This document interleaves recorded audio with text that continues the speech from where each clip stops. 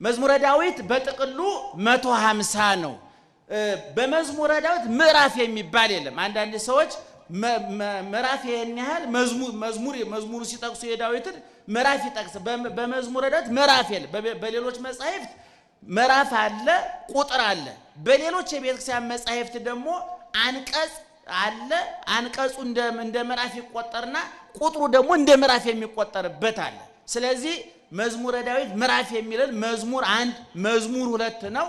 በአጠቃላይ 15 ንጉስ ነው የሚባለው። 11 እየተባለ 15 ንጉስ ነው። ወይም ደግሞ የሰኞ የማክሰኞ የረቡዕ የሐሙስ እስከ እሑድ ድረስ አባቶቻችን መኃልየ ዘሰሎሞን 5ቱንና 15ቱን መኃልየ ነቢያት ጨምረው 150ውን የዳዊት መዝሙር አድርገው 170ውን በጥቅሉ ከሰኞ እስከ እሑድ ድረስ መቼ ምን መጸለይ እንዳለበት ወስነው ደንግገው አስቀምጠውልናል። በእውነት ዳዊት ደጋሚ ማለት ነው። ደጋሚ ነው ሲባል ምን ማለት ነው? እሺ ድግምት ምንድነው? ድግምት ሲባል ተሰማላችሁ አይደል? አስማት ምንድነው? አስማት ሲባል ሰምታችኋል? እገሌ አስማተኛ ነው ይባላል አይደል? በጣም የሚያሳዝነው ነገር ከግዙ አስማት ማለት ስም ሲበዛ አስማት ነው። ስሞች ማለት ነው። ጥንተ ሐሳቡ አስማተ ሥላሴ የሥላሴ ምን ማለት ነው? ጮክ በሉ። አስማተ መላእክት የመላእክት ስሞች የኢየሱስ ክርስቶስ አስማተ ክርስቶስ ብንል የክርስቶስ ምን ማለታችን ነው? ስሞች ማለታችን ነው። ጠንቋዮቹ እነዚህ አጭበርባሪዎቹ ስሙን ደግሞ ደጋግሞ በመጥራት የሰውን ጆሮ በማደንዘዝ ሰውየው ጆሮው ሲደነዝዝ ኪሱ መግባት ነው ዓላማቸው፣ መቀማት ነው ዓላማቸው። ግን ጥንተ ሐሳቡ አስማት ማለት ስም ያለው ሲበዛ አስማት ነው። አስማተ ሥላሴ ጽሑፍ በከተማ ርዕሱ ይላል። የሥላሴ ስሞች በራሱ ላይ ተጽፎበታል ማለት ነው። ድግምት ደጋሚ ማለት በቤተ ክርስቲያናችን ጸሎተኛና ደጋሚ ይለያያል። አሁን እዚህ ውስጥ ያላችሁ ሰዎች ልትጸልዩ ትችላላችሁ። ደጋሚነት ደረጃ አልደረሳችሁ፣ እኛም አልደረስን። የጥንት አባቶቻችን ደጋሚዎች ናቸው። ምን ማለት ነው? ለምሳሌ በጣም በመታውቁት ለመናገር ብሞክር አቡነ ዘበሰማያት ይችን ብቻዋን 12 ጊዜ ይሏታል።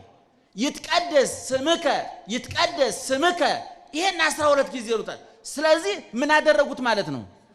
አቤት ደጋገሙት ማለት ነው። አንዷን ቃል እየደጋገሙ እስከ 21 እስከ 49 ድረስ አንዷን ቃል በመደጋገም ይጸልያሉ። ስለዚህ አባገሌ ዳዊት ደጋሚ ናቸው ይባላል። ውዳሴ ማርያም ደጋሚ ናቸው ይባላል። እየደጋገመ የሚጸልየውን የሚያዳምጥ ማለት ነው። ምእመናን የምትጸልዩትን ትሰሙታላችሁ? ይቅርታ አድርጉልኝና የምትጸልዩት ትሰሙታላችሁ? ስትጸልዩ ጸሎታችሁ መጀመሪያ እግዚአብሔር ከመስማቱ በፊት እናንተ ልትሰሙት ይገባል። ምን ማለት ነው ይሄ? አንዳንድ ሰው ይጸልይ ምን ያደርጋል? እንኳን እግዚአብሔር እኮ ራሱ አልሰማውም። ይገርማችኋል። መጀመሪያ ጸሎታችን ልንሰማው የሚገባው ማን ነው? ጮክ ብላችሁ ንገሩኝ። ማን ነው ልንሰማው የሚገባው? እኛ ነን። እኛ ሰምተን አጣርተን ነው ካፋችን የወጣው ጆሮአችን ደርሶ በጆሮአችን በኩል ወደ እግዚአብሔር ያደርጋል። መስማት የተሳናቸው ሰዎች አይታችሁ እንደሆነ ንግግራቸው ለምንድን ነው የሚበላሸው? አይታችኋል? መስማት የተሳናቸው ወንድሞቻችን አሁን ልክ ጆሮአቸው መስማት ሲያውቁ ንግግራቸው ይበላሻል። ለምንድን ነው? የሚናገሩትን ስለማይሰሙት አረጋግጠው አይልኩትም ወደ ሌላ ሰው። ልክ ጸሎትም ስንጸልይ እኛ መጀመሪያ መስማት ያለብን እኛ ነን።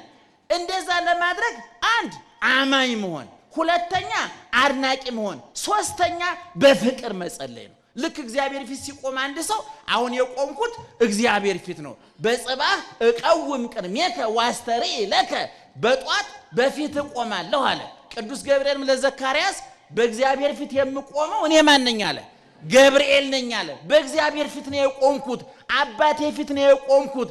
የተቸነከሩ እጆቹን የተቸነከሩ እግሮቹን በጥፊ የተመታ ፊቱን አሞት ኮምጣጤ የጠጣ አፉን ምራቅ የተጠፋበት ፊቱን የሸዋግ የተደፋበት ራሱን ከራስ ጸጉሩ እስከ እግር ጥፍሮቹ የተቀበለውን መከራ እያያችሁ በፍቅር ስትዋጡ አይሰለቻችሁ? አንዳንድ ሰው እኮ መዝገበ ጸሎት ይዘል ትልቁን መዝገበ ጸሎት የመጀመሪያው ሰሞን አይታወቀው ወረት ላይ ስለሆነ እየሰለቸ ሲመጣ ምን ያደርጋል? እስቲ ቆይ ስንት ገጽ ቀረኝ? ውይ ጋዜጣ ነው እንደዛ የሚነበበው። ጸሎት ስንት ገጽ ቀረኝ ጸሎት አይጸልይም። ስለዚህ በአባቶቻችን ዳዊት ደጋሚ ማለት እየደጋገሙ የሚጸልዩ ማለት ድግምት ማለት መልሶ መላልሶ የሚደገም ማለት ነው። በዛ በመጥፎ በኩል ደግሞ ቅድም እንደነገርኳቸው ጨጨጨጨ ዘዘዘዘዘ እያሉ ፊደል እያጋጩ ይህን የማያውቀውን የዋህ ሕዝብ በአቋራጭ መክበር የሚፈልገውን ገንዘቡም ግንዘም የተሰለበውን ፊደል በመደርደር ይገፉታል፣ ይሰርቡታል። እነዛ ፊደል በመደጋገም ስለሚያታሉ ደጋሚዎች ይባላሉ። አባቶቻችን ግን አባገሌ ዳዊት ደጋሚ ናቸው፣ አቡነ ገሌ ዳዊት ደጋሚ ናቸው ማለት ምን ማለት ነው? ከመጸለይ ደረጃ አንድ ከፍ ብለዋል ማለት ነው። ስለዚህ መዝሙረ ዳዊት 150 ነው ብያቸዋለሁ። በመዝሙረ ዳዊት ቅድም እንዳልኳችሁ አባቶቻችን ስለ ጸሎት እምንጸልየውን ወስነው አስቀምጠዋል። አንደኛ መዝሙረ ዳዊት፣ ሁለተኛ ውዳሴ ማርያም። እንደ አቅማችን ከአቅም በላይም አይጸለይም። አንድ ምዕመን 2 ሰዓት 3 ሰዓት ተገትሮ መጸለይ አይጠበቅበትም። ለምሳሌ ጧት ክፍለ ሀገር 62 ሰው ጭኖ የሚሄድ ሹፌር ሌሊቱ ሙሉ ተገትሮ አድሮ ጸሎተኛ ነኝ ብሎ እያንቀላፋ መኪና ቢገለብጥ ማን ነው ተጠያቂው? ማነው ተጠያቂው? ራሱ ነው። ለጥ ብሎ አድሮ ጧት ተነስቶ ፊት ታቦ ጌታዬ በሰላም አድርሰኝ ብሎ መኪናውን መንዳት ነው። መነኩሴው በአንጻሩ ደግሞ እግዚአብሔር ያውቃል ለጥ ብሎ ጧት ተነስቶ ደግሞ በሰላም ወለዴ ፌዝ ይባላል፣ ቀልድ ይባላል። ሁሉ ምድብ አለው። እየሰማችሁ ነው? ምድብ አለው። ስለዚህ በመዝሙረ ዳዊት አባቶቻችን አንዱ እንዲጸለይ የወሰኑት መዝሙረ ዳዊት ነው። እኔ አሁን በእውነቱ የመጣ የጸሎት አይነት በጣም ነው የምናዝነው። እኔ ባረቶስ የሚባል ጸሎት መጥቷል። ያልመጣ ጉድ የለም።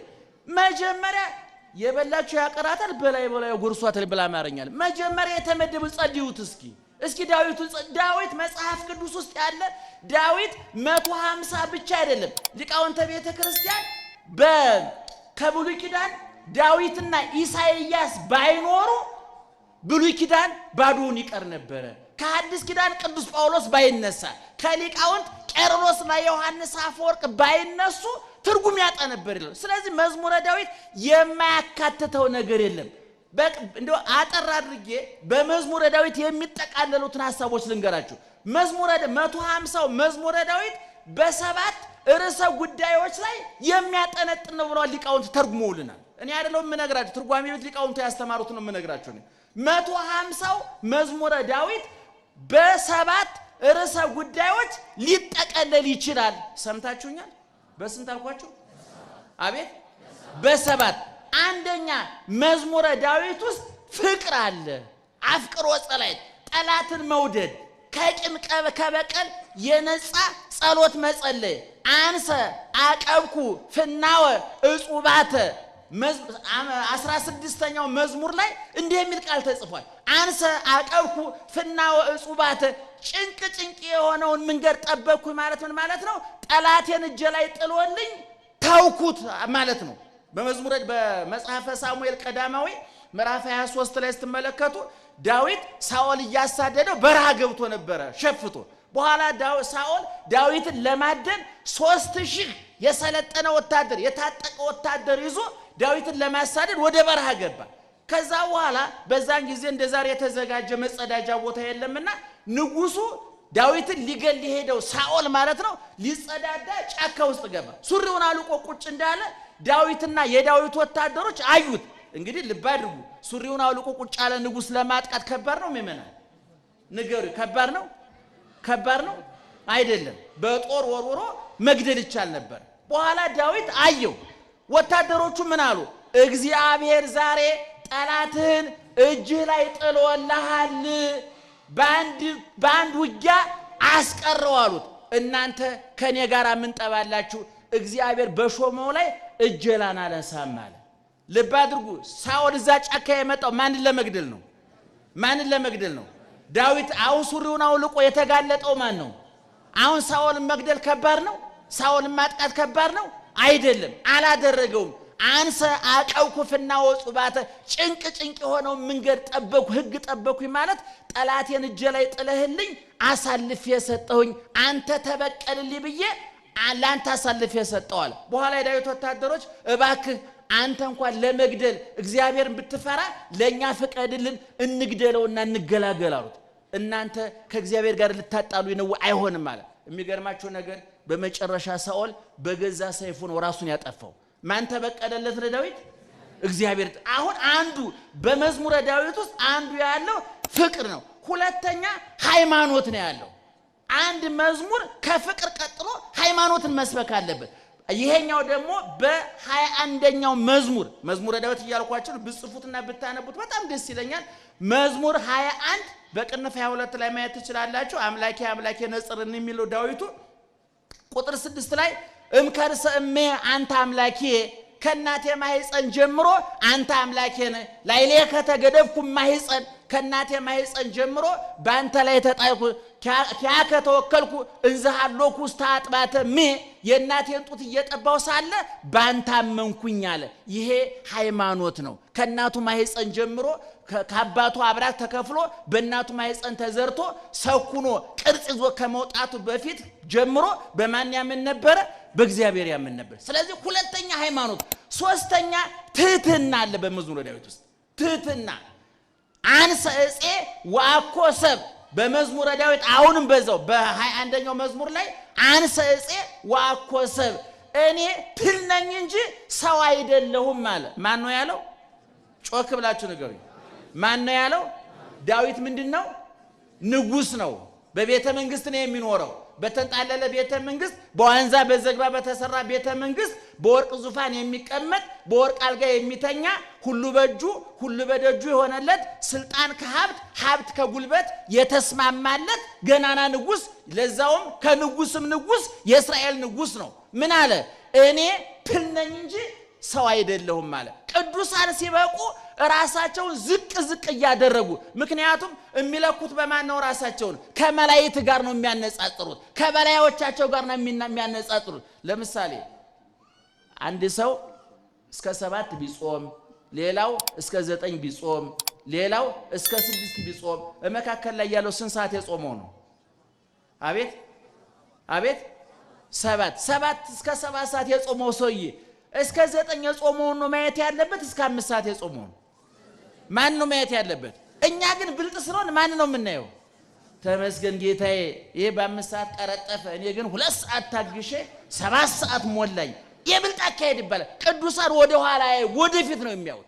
ቅዱሳን ሲበቁ እነ ሚካኤልን እነ ገብርኤልን ረቂቃኑን ስለሚያዩ ትህትና ከትህትና ወደ ትህትና ነው የሚሉ። ቅዱስ ጳውሎስ በቆሮንቶስ 15 ላይ ወድረ ኩሎሙ አስተራየኒ ሊተኒ ዘመስል ጻይጻ ለተላላቆቹ ሐዋርያት ከተገለጠ ከታየ በኋላ በመጨረሻ ለጭንጋፉ ለኔ ተገለጠልኝ አለ። ጭንጋፍ ነኝ ያለው ማን ነው? ቅዱስ ጳውሎስ። ቅዱስ ጳውሎስ ማለት እኮ እስከ ገነት እስከ የመላእክትን ዓለም አይቶ የመጣ በልብሱ ቁራጭ አይን የሚያበራ ድውይ የሚፈውስ ኢየሱስ ክርስቶስ ምርጥ ዕቃ ብሎ የመሰከረለት ኢየሱስ ክርስቶስ የአሕዛብ ብርሃን ብሎ የመሰከረለት የበቃ የነቃ ቅዱስ መናኝ ባህታዊ ነው። ይሄ ሰው ግን ሲናገር ምን አለ? እኔ ከነ ጴጥሮስ አንፃር ከትልልቆቹ ሐዋርያት አንፃር ስለካ እኔ ጭንጋፍ ነኝ አለ። አረ እንደውኝ ምንውኛም በጨነገፍ እንደሱ ከሆነ እውነቱን ለመናገር የታግኝተ ነው። ስለዚህ ዳዊት እኔ ትል ነኝ ሰው አይደለሁም አለ። ቅዱስ ጳውሎስ ደግሞ እኔ ጭንጋፍ ነኝ አለ። አብርሃም ደግሞ ስላሴ ቤቱ ገብተው ቤቱን ባርከውለት የሱን ዘር የሚስቱን ማህፀን ባርከው ይስሐቅን የመሰለ ልጅ አብስረውት ከቤቱ ሲወጡ ምን አለ? እኔ በእግዚአብሔር ፊት ቆም ዘንድ አመድና ትቢያ ነኝ አለ። አያችሁ፣ አብርሃም አመድና ትቢያ ነኝ አለ። ዳዊት እኔ ትል ነኝ አለ። ቅዱስ ጳውሎስ እኔ ጭንጋፍ ነኝ አለ። ቅዱሳን ሲበቁ እነሱ ዝቅ ይላሉ፣ እግዚአብሔር ከፍ ያደርጋቸዋል። እነሱ ራሳቸውን ያዋርዳሉ፣ እግዚአብሔር ከፍ ያደርጋቸዋል። እና በመዝሙረ ዳዊት ሶስተኛው ትህትና ነው። አራተኛው ተስፋ ነው። እየሰማችሁ ነው? አራተኛው ተስፋ ነው። ተስፋን መስበክ አለበት አለ። በክርስቲያኖች የኛ ተስፋ ክረምት አልፎ ሲመጣ በጋ ያኛው መንግስት አልፎ ይሄኛው መንግስት ሲመጣ እንደዛ የኛ ተስፋ በመስቀል ላይ ነው። የኛ ተስፋ ከሞት በኋላ ህይወት አለ። መቃብርን ተሻግሮ ትንሣኤ አለ። የዓለም አልፎ አዲስ ዓለም አለ።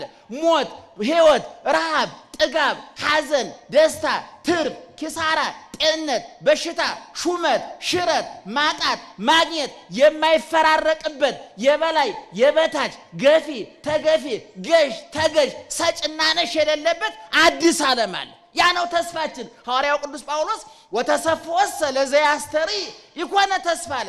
የሚያየውን ማን ተስፋ ያደርገዋል? ተስፋ የሚባለው የማይታይ ነው። እኛ የሚታየው ዓለም ላይ ቁጭ ብለን የማይታየውን ተስፋ እናደርጋለን አለ። በዚህ ዓለም ቁጭ ብለን ያኛውን ዓለም ተስፋ እናደርጋለን አለ። ሞት አልፎ ህይወት አለ። መቃብርን ተሻግሮ ትንሣኤ አለ።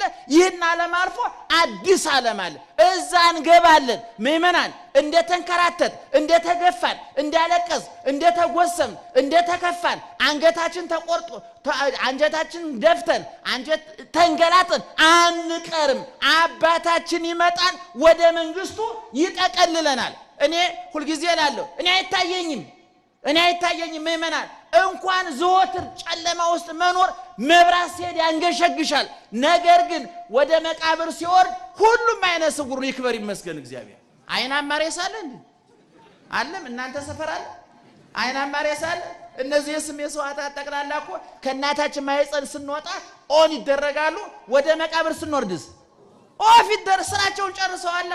አሁን የእናንተ እኔ ኳስ ፊልም ሲያየ ነበረው ወደ መቃብር ሲወጣ ኦፍ ይደረጋል። ምክንያቱም በሰማይ ኳስ የለም፣ ፊልም የለም፣ ቲያትር የለም። እዛ ቅድስና ነው ያለው፣ እዛ ፎይታ ነው ያለው፣ እዛ ሰላም ነው ያለው፣ እዛ በረከት ነው ያለው፣ እዛ ጸጥታ ነው ያለው፣ እዛ የማይዳሰስ እጅግ ማንም ሊቀማን የማይችል ዘላለማዊ ሰላም አለ። ስለዚህ አራተኛ እታመን ከመዕራይ ሰናይቶ ለእግዚአብሔር በብሔረ ሕያዋን መዝሙር 26 የመጨረሻው ቁጥር ላይ ያለች ማለት ነው። እታመን ከመዕራይ ሰናይቶ ለእግዚአብሔር በብሔረ ሕያዋን በገነት በብሔረ ሕያዋን በመንግስተ ሰማያት የእግዚአብሔር በጎ ነገር አያለው አለ ዳዊት። በዚህ ዓለም ሆኖ የዛኛውን ዓለም ተናገረ። ይህ ምን ይባላል?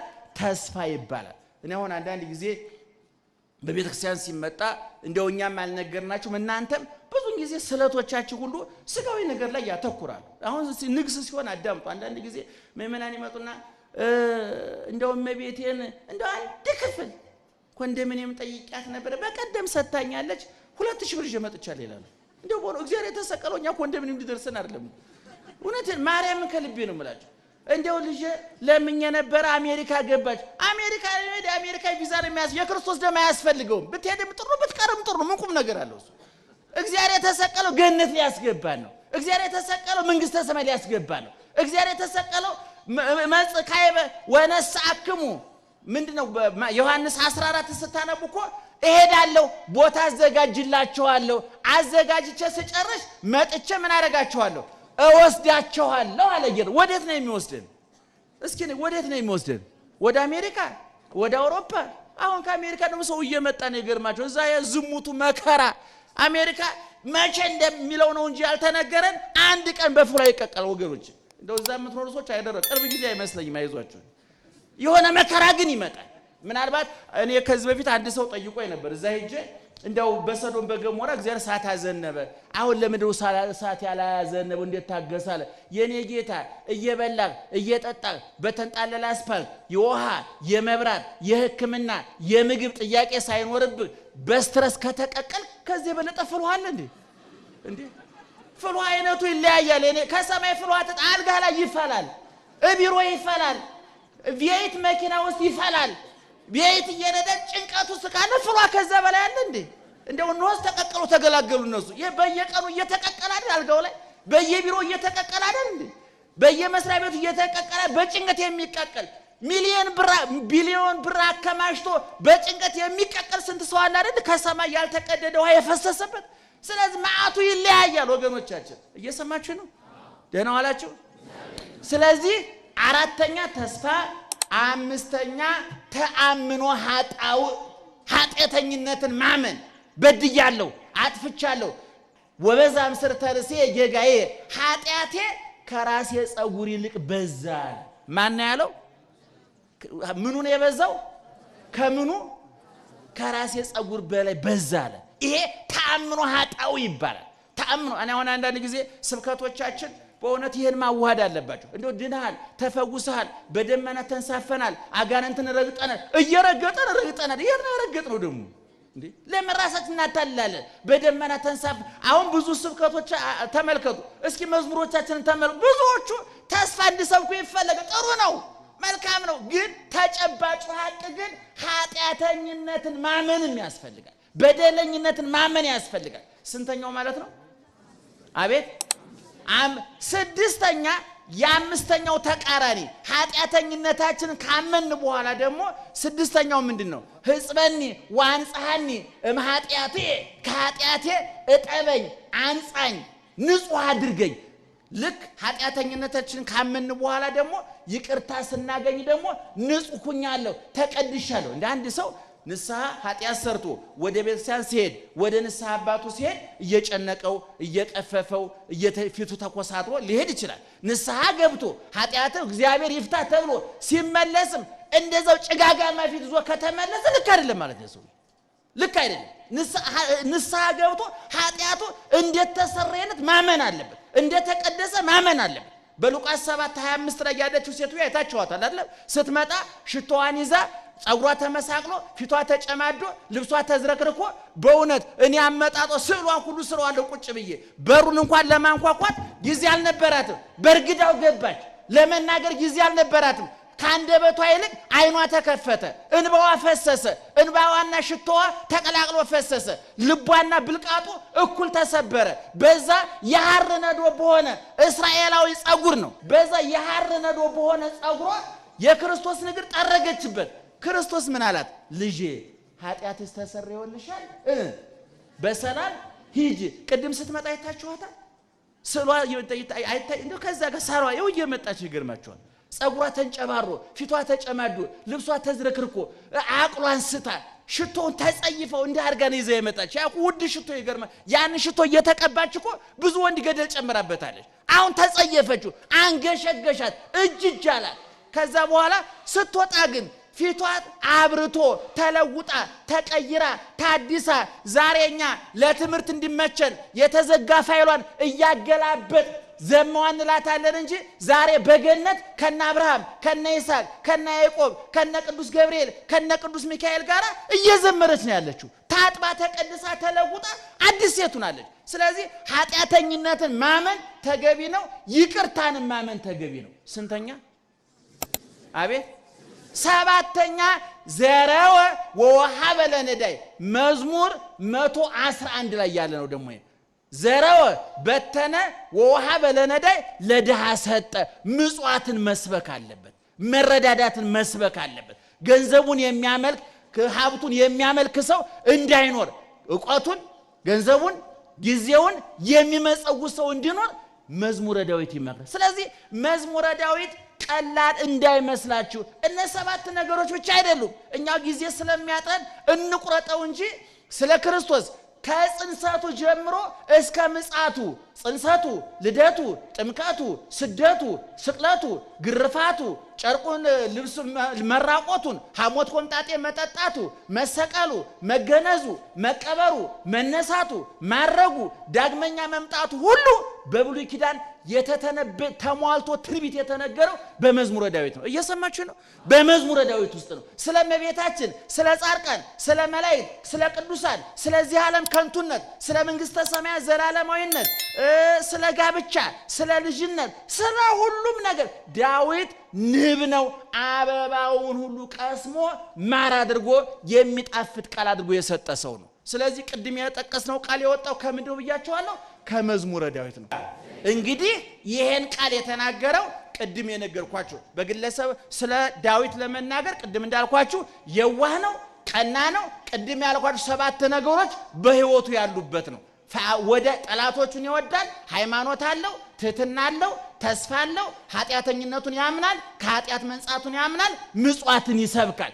ዳዊት የጸለየው ለኛ የጻፈልን የኖረውን ነው። እኔ ከዚህ በፊት አምና ተናግሬዋለሁ። ኦርቶዶክሳውያን የተዋህዶ ሊቃውንት በብሉይ ኪዳን የነበሩት ነቢያት በሐዲስ ኪዳን የነበረው ሐዋርያትን የተከተሉ ሊቃውንትን የተከተሉ ሰማዕታት አሁንም ያሉ ዳህርት ጻድቃን በየቦታው የወደቁት አባቶቻችን በየበራው ክርስትናን አራት ነገር ያደርጉታል። መጀመሪያ ይማሩታል፣ የተማሩትን ይኖሩታል፣ የኖሩትን ያስተምሩታል፣ የተማሩትን የኖሩትን ይጽፉታል። የተጻፈ በቃል ያለ ይረሳል፣ በመጽሐፍ ያለ ይወረሳል እንደሚባለው ሁሉ አባቶቻችን የተማሩትን ያስተማሩትን የኖሩትን የጻፉልን። ስለዚህ ነው ዘመን ሳያዝረቸው ጊዜ ሳይለውጠው ትናንት አዲስ ዛሬም አዲስ ነገም አዲስ ነው ሁሉ ጊዜ ፈዋሽ ነው የሚኖረው የኖሩትን ስለጻፉት። ልብ ወለድ አይደለም፣ ፊክሽን አይደለም። እውነቱን ለመናገር የገመቱትን አይደለም የጻፉልን። ስለዚህ መዝሙረ ዳዊት ይሄን ያካትታል።